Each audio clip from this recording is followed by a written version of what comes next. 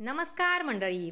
Star प्रवाहावरील लग्नानंतर होईलच प्रेम या मालिकेच्या पुढील येणाऱ्या भागामध्ये आपण असं बघणार आहोत की रम्याला अमेरिकेहून बघण्यासाठी मुलगा आलेला असतो आणि बघण्याच्या कार्यक्रमामध्ये रम्या खूप मोठा तमाशा करते.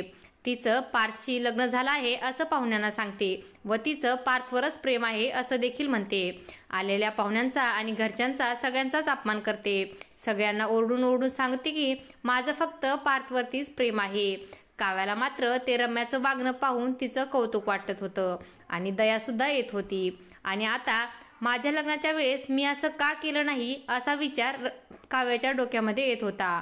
मग काव्या आता रम्याला भेटण्यासाठी तिच्या रूममध्ये जाते आणि रम्याला म्हणते, तू एवढी हिंमत कुठून आणलीस ग? माझ्यामध्ये एवढी हिंमत माझ्या लग्नाच्या वेळेस सुद्धा नव्हती.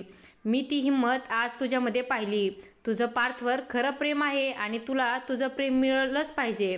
तुझ्या प्रेमासाठी मी पार्थला डिवोर्स देऊन तुझं आणि पार्थचं लग्न लावून द्यायलाही तयार आहे. तसंही माझंही पार्थवर प्रेम नाहीये आणि पार्थचं देखील माझ्यावर प्रेम नाहीये. हे बोलणं ऐकून रम्या मात्र खूप खुश होते आणि आता काव्याचे आभार मानू लागते. काव्या आता तिथून निघून पार्थशी बोलण्यासाठी रूम मध्ये जाते आणि पार्थला म्हणते, रम्याचं तुमच्यावर प्रेम होतं हे तुम्हाला माहिती होतं ना? मग लग्नाच्या वेळेस तुम्ही जर रम्याला एक फोन केला असता तर ती धावत पळत तुमच्याशी लग्न करण्यासाठी तिथे आली असती. तरीही तुम्ही मला बळीचा बकरा का बनवला? मी तुम्हाला कधीही माझा नवरा मानू शकत नाही. तुम्ही का त्यावेळी रम्याला फोन करून बोलून घेतलं नाही? निदान तिला तरी तिचं प्रेम मिळालं असतं.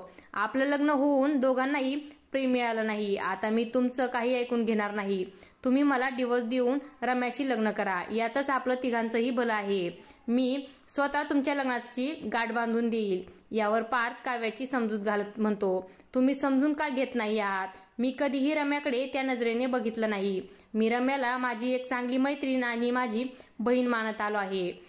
मी काहीही झालं तरी रम्याशी लग्न करू शकत नाही. पण आता काव्यानं मात्र हे नवखूळ डोक्यातून घेतलेलं असतं आणि ती हट्टालाच पेटलेली असते.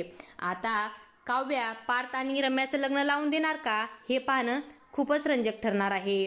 अशाच मालिकांच्या नवनवीन अपडेट्स पाहण्यासाठी आपल्या चॅनेलला सबस्क्राईब करा आणि व्हिडिओ आवडला असेल तर लाईक आणि शेअर करायला विसरू नका. धन्यवाद.